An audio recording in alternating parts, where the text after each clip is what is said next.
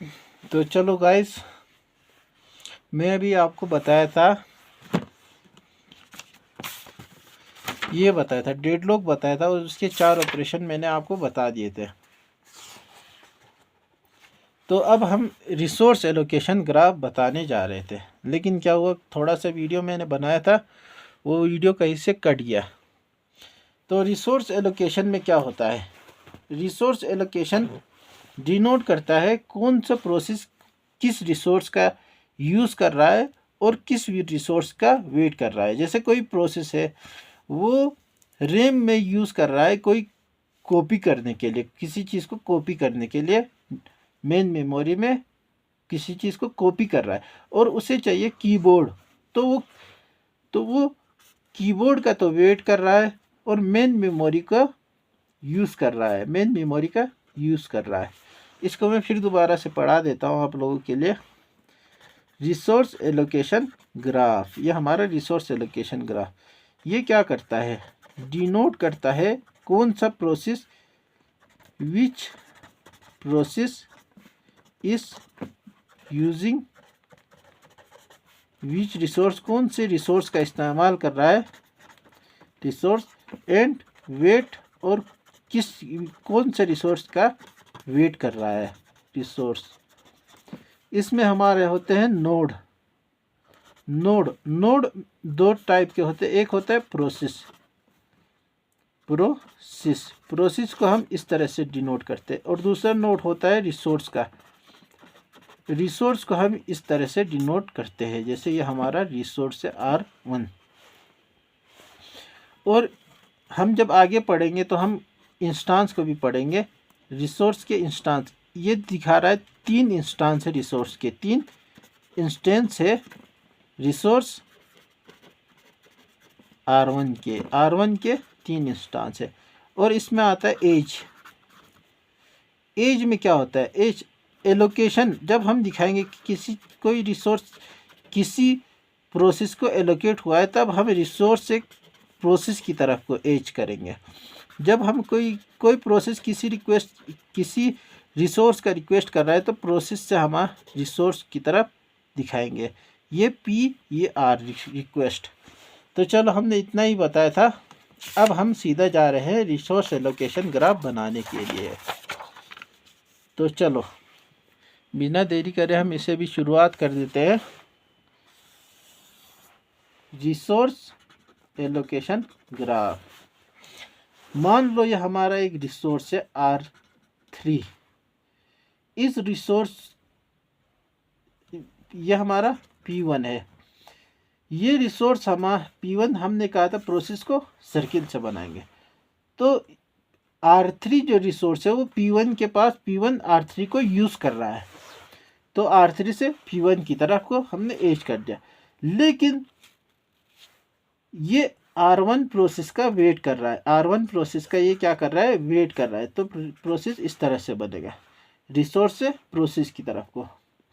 लेकिन जो हमारा प्रोसेस 2 है, P2 है, वो वेट कर रहा है R3 के लिए। और ये हमारा इसको हमारा जो रिसोर्स R4 है, P2 उसको यूज़ कर रहा है। और जो हमारा P3 है, P3 इसका वेट कर रहा है R4 का। और ये रिसोर्स वेट कर रहा है R2 का, और रिसोर्स R2 का वेट कर रहा है, और ये है हमारा P4 के पास। तो आपने इसी से ही समझ लिया कि इसका मतलब क्या होता है। देखो, R1 P1 के पास है, P1 यूज़ कर रहा है R1 को, लेकिन R3 का ये वेट कर रहा है। P2 R3 का वेट कर रहा है, लेकिन इसके पास R4 है। P2 R2 का वेट कर रहा है, इसके पास कौन सा है, P4 रिसोर्स है।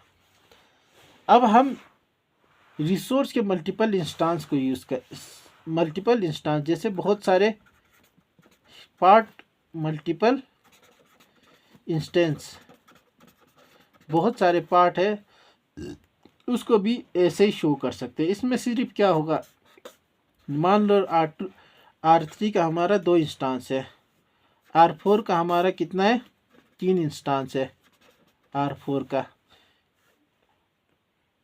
ये इंस्टांस P1 का वेट कर रहा है। P1 के पास एक इंस्टेंस है और ये वेट कर रहा है किसका, R1 का। R1 का एक ही इंस्टांस है और ये इसका वेट कर रहा है। ये वेट कर रहा है P2 के पास R3 का एक इंस्टांस, दूसरा वाला इंस्टांस है, तो इसमें कोई डेडलॉक वेडलॉक नहीं है, ये सीधा इसके पास है। और इसके पास R4 का भी एक इंस्टांस है। ये P3 इसका वेट कर रहा है, P3 इसका वेट कर रहा है। और P4 के पास एक इंस्टांस है। यही होता है और ज़्यादा कुछ नहीं है। ये इसका वेट कर रहा है, इसके पास R1 है, वेट कर रहा है R4 के इस इंस्टांस का। इसका दो इंस्टांस है R2।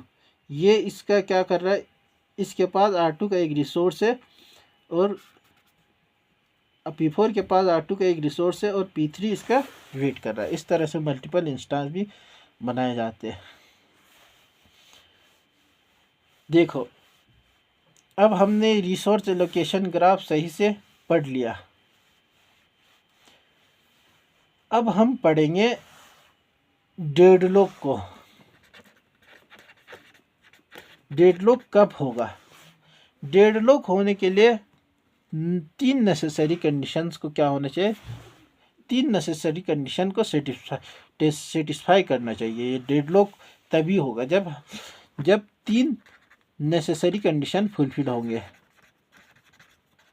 अगर ये तीनों वहाँ पे लग रहा है कंडीशन सेटिस्फाई हो रहा है, इसका मतलब डेडलॉक है। अगर इनमें से तीन में से कोई सा भी एक भी सेटिस्फाई नहीं हो रहा है, इसका मतलब डेडलॉक नहीं है। तीन नहीं, ये होता है चार। सबसे पहले क्या है, म्यूचुअल एक्सक्लूजन। Mutual exclusion. दूसरा होता है होल्ड एंड वेट। उसके पास कोई है, होल्ड कर रखा है उसने, फिर भी वो वेट कर रहा है। तीसरा क्या है, नो प्रीएम्पशन। प्रीएम्पशन नहीं है, कोई निकाल नहीं सकता है। और एक है सर्कुलर वेट। Circular wait. हम आपको ये तीनों ही समझाएंगे, तो इसको ज़्यादा टेंशन मत लेना इसके बारे में कि म्यूचुअल एक्सक्लूजन क्या होता है, ये सब क्या होता है।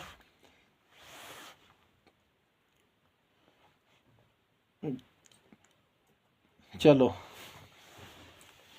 म्यूचुअल एक्सक्लूजन का मतलब क्या है? इसका मतलब है कि एक रिसोर्स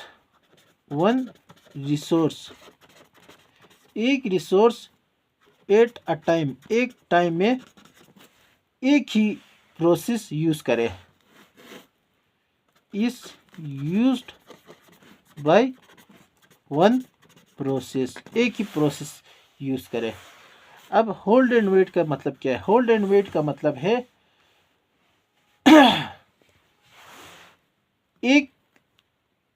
एक तो इसके पास क्या है, होल्ड का मतलब क्या? होल्ड का मतलब एक रिसोर्सेस R1 इसके पास है, इसने क्या कर रखा है, इसके पास है, होल्ड कर रखा है।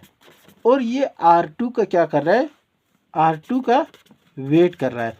इसके पास एक रिसोर्सेस हो, एक रिसोर्सेस वो क्या करे, होल्ड करे, और दूसरे रिसोर्सेस का वेट करे, तब हमारा क्या होता है, होल्ड एंड वेट। तीसरा नॉन प्रीएम्पशन। इसका मतलब क्या है, हम उसे छुटा नहीं सकते। Non preemption. प्रीएम्पशन का मतलब उसे ज़बरदस्ती छुटा नहीं सकते। अब चौथा हमारा वो है सर्कुलर वेट। सर्कुलर वेट का क्या मतलब है, एक हर प्रोसेस, जैसे P1 है, ये P2 का वेट, R2 का वेट करना चाहिए, R2 P2 के पास होना चाहिए, फिर ये R3 का वेट करना चाहिए। और ये तो ये क्या हुआ, सर्कुलर वेट, ये इसका वेट कर रहा है। ये जब तक ये नहीं छोड़ेगा तब तक ये प्रोसेस आगे नहीं बढ़ेगा। तो ये प्रोसेस जब आगे बढ़ेगा जब ये इस रिसोर्स को छोड़ेगा, तो ये सर्कुलर वेट कर रहा है। इसे हम क्या कहते हैं, सर्कुलर वेट। तो हमने बताया डेडलॉक के लिए ये होना चाहिए। तो अब हमारे दिमाग में आता है कि डेडलॉक ख़त्म करने के लिए हम क्या कर सकते हैं? डेडलॉक ख़त्म करने के लिए इन चार में से किसी एक को हमें क्या करना पड़ेगा? ख़त्म करना पड़ेगा। मतलब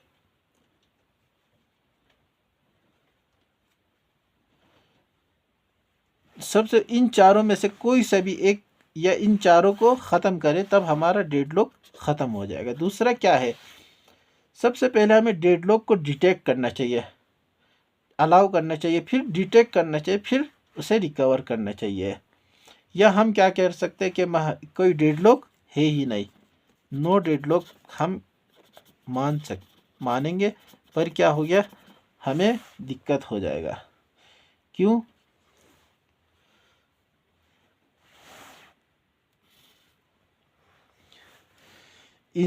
तो ये हमारा नॉन डेडलॉक अगर हम मानेंगे तो फिर हमारा क्या हो जाएगा? बिल्कुल सीपीयू हीट हो जाएगा और डेडलॉक होगा तो कंप्यूटर चलेगा ही नहीं। हमें इनमें से चारों में से किसी एक को ख़त्म करना ही पड़ेगा, तब हमारा डेडलॉक ख़त्म होगा। अब हम पढ़ते हैं इन चारों को ख़त्म कैसे करते हैं। तो सबसे पहले हेडिंग है म्यूचुअल एक्सक्लूजन को कैसे ख़त्म करते हैं। तो ये हमारा पेज नंबर 12। एक और पेज ले लेते हैं। तो डेडलॉक हमें ख़त्म करने के लिए हमारे पास क्या ज़रूरी है कि हम इन चार स्टेप में से कोई से भी एक स्टेप को ख़त्म कर दें तो हमारा डेडलॉक ख़त्म हो जाएगा। सबसे पहला हेडिंग है prevent mutual exclusion. Mutual exclusion से कैसे प्रिवेंट करें? इसमें क्या है? सबसे पहले क्या है कि सारे प्रोसेस को इंडिपेंडेंट बना दो। सारे प्रोसेस को क्या कर दो? इंडिपेंडेंट बना दो। Make all process independent.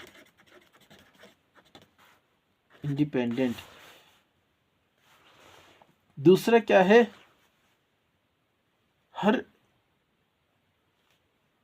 हर प्रोसेस को जो हम रिसोर्स देंगे उसे इंडिविजुअली दे दो। मतलब इंडिविजुअली उसे लिख देंगे हम avail resource for each process individually they दो। लेकिन हम इन दोनों को प्रैक्टिकली अप्लाई नहीं कर सकते। नॉट प्रैक्टिकल, ये प्रैक्टिकल नहीं है। तो हम कैसे ख़त्म करेंगे?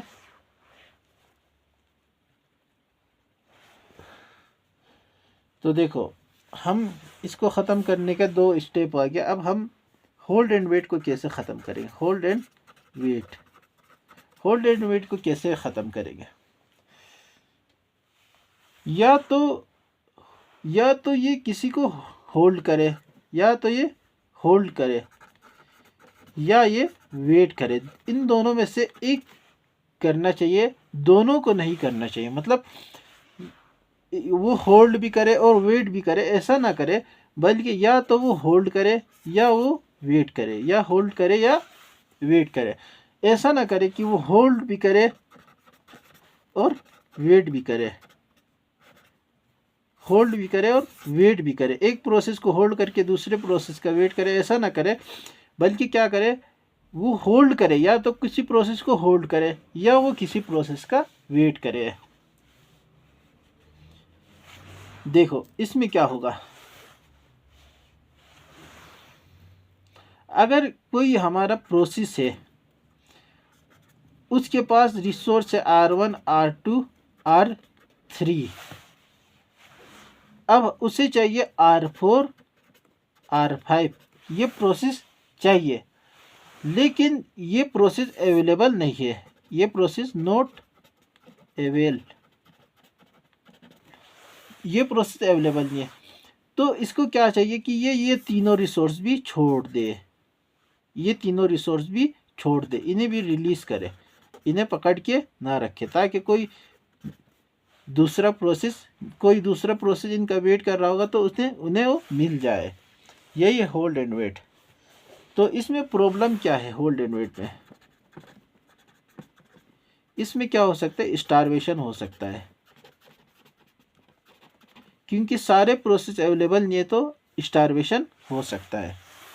Due to all resource not available, resource not available, क्योंकि सारे रिसोर्स अवेलेबल नहीं है तो इसमें स्टारवेशन हो सकता है। होल्ड एंड वेट को हम बता दिया। अब हमारा है non preemption. Preemption, non preemption को हम कैसे ख़त्म कर सकते हैं? हमें क्या करना चाहिए? प्रीएम्पशन इसमें अलाउ कर देना चाहिए। ओएस क्या कर देते हैं? Allow preemption. प्रीएम्पशन को अलाउ कर दिया तो इसका ख़त्म ही हो गया preemption. Non preemption, preemption of resource का फ्रॉम प्रोसेस। ओएस ज़बरदस्ती ले ले तो हमारा क्या हो गया? डेडलॉक ख़त्म हो सकता है। इसमें क्या प्रॉब्लम है? सबसे पहला प्रॉब्लम है कि हम कौन से प्रोसेस को प्रीएम्पशन करें, मतलब कौन से प्रोसेस का हम प्रीएम्पशन करें या किसका प्रायोरिटी हम लो करें ताकि प्रीएम्पशन हो। तो हमें इसमें विक्टिम जो होगा, विक्टिम प्रोसेस जो होगा, प्रोसेस और जो रिसोर्स होगा, विक्टिम प्रोसेस या रिसोर्स, उसको सेलेक्ट करने में हमें क्या है? प्रॉब्लम है। किसको सेलेक्ट करें, किसको ख़त्म करें?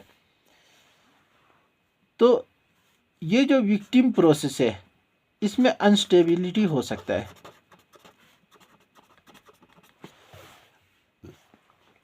या इसका स्टारवेशन हो सकता है, मतलब इसका कभी बारी ना आए, ऐसा भी हो सकता है। तीसरा है हम कितने रिसोर्स को प्रीएम्पशन करें। ये हमारा दिमाग में आता है कि how many process to be preempted, कितने प्रोसेस को हम प्रीएम्पशन करें। तो अब हमारा आता है circular wait. Circular wait, circular wait को हम कैसे ख़त्म कर सकते हैं, इसका प्रिवेंट कैसे कम कर सकते हैं? सबसे पहले हमें रिसोर्स को क्या देना चाहिए? एक यूनिक नंबर देना चाहिए, मतलब एक यूनिक नंबर दे दिया रिसोर्स को हमने एक यूनिक नंबर दे दिया, और हमने जैसे इसको रिसोर्स दे दिया 3, तो ये सिर्फ रिसोर्स ये जो प्रोसेस है,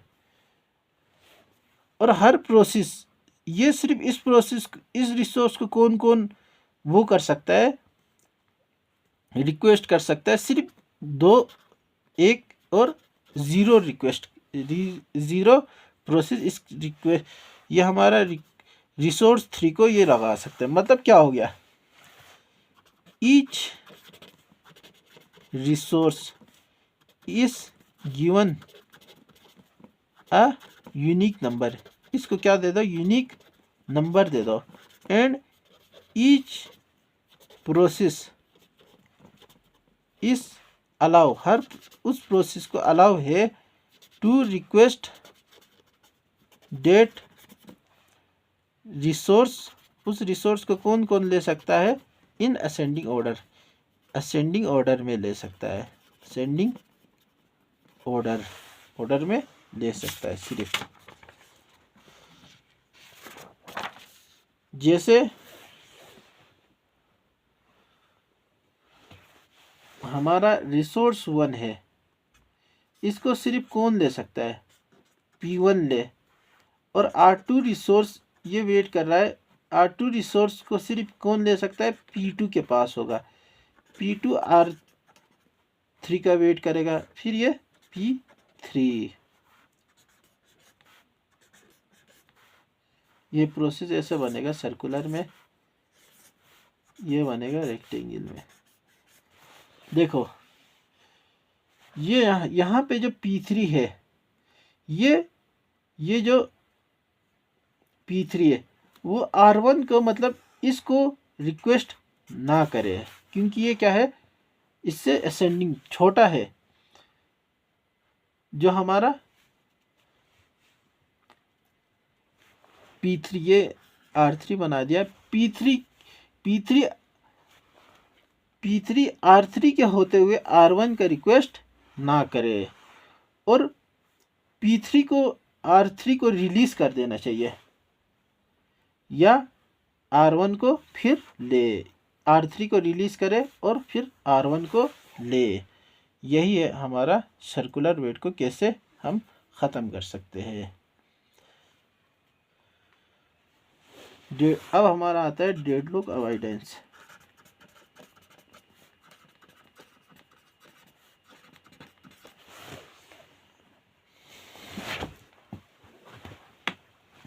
हमारा जो ओएस होता है, ओएस हमेशा क्या करता है कि वो हमेशा कहाँ है, सेफ स्टेट में रहे, सेफ स्टेट में रहे, ताकि डेडलॉक कभी अकर ना हो। डेडलॉक हमें कभी भी अकर ना हो। अनसेफ स्टेट का मतलब क्या हो गया, अनसेफ स्टेट का मतलब हो गया, अनसेफ स्टेट का मतलब हो गया कि हमारा डेडलॉक का पॉसिबिलिटी है, डेडलॉक का पॉसिबल है,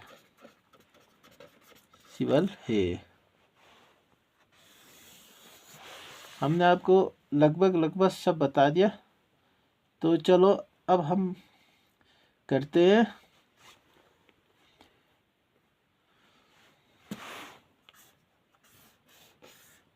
ये हमारा सेफ स्टेट हो गया, ये हमारा सेफ स्टेट और ये क्या हो गया, अनसेफ स्टेट।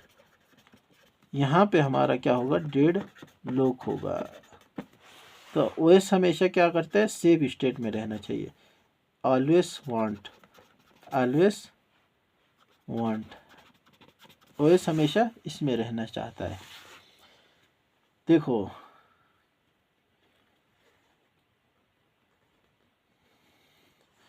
अब इसमें हम एल्गोरिथम पढ़ेंगे, ताकि हम इसको क्या करें, हम डेडलॉक को अवॉइड करने के लिए हम कुछ एल्गोरिथम पढ़ेंगे।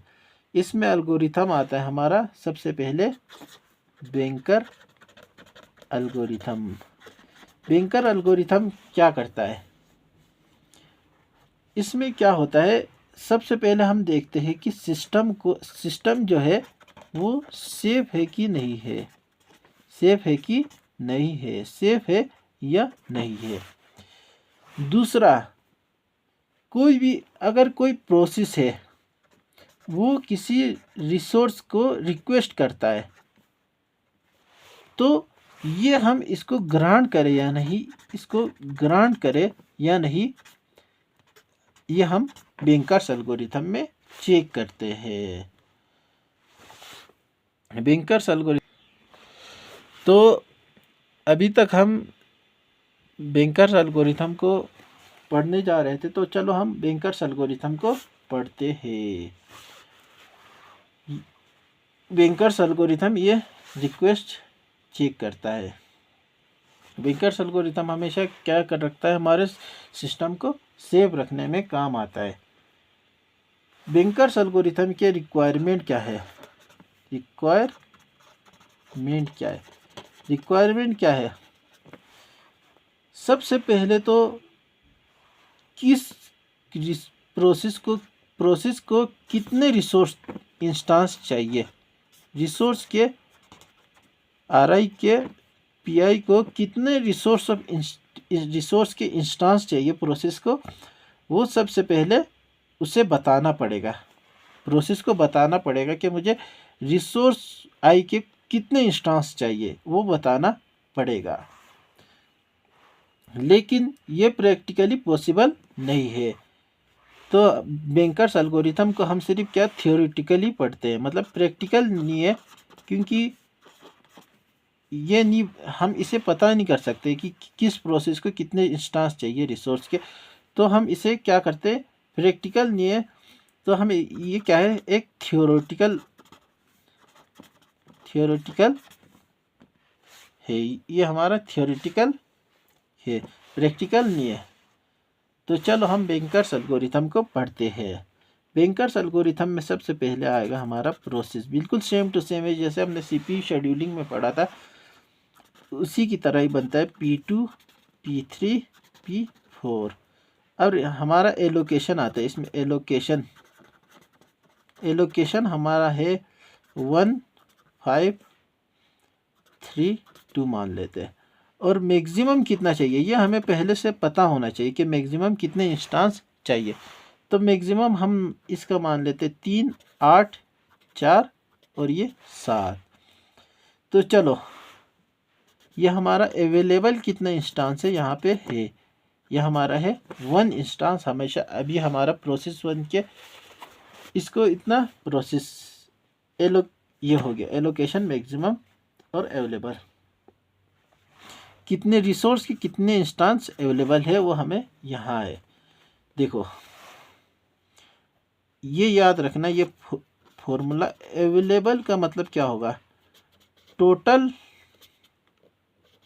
Number of instance minus I is equal to 0 से n एलोकेशन। ये फॉर्मूला याद रखना, यही फॉर्मूला लगेगा। तो चलो अब हम इसे आगे कंटिन्यू करते हैं। तो देखो P1 को रिसोर्स एलोकेट हुआ है 1, अवेलेबल है 1, मैक्सिमम चाहिए 3। तो हो नहीं सकता, इसमें हो नहीं सकता